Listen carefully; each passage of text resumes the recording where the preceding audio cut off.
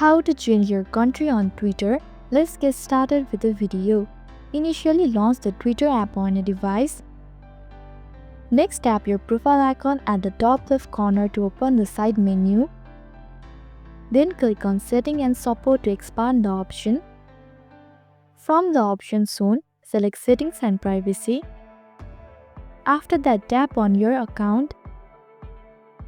Then choose Account Information. Now look for the country option and tap on it to select your desired country from the list. Here, either manually look through the available country or search for it in the search bar.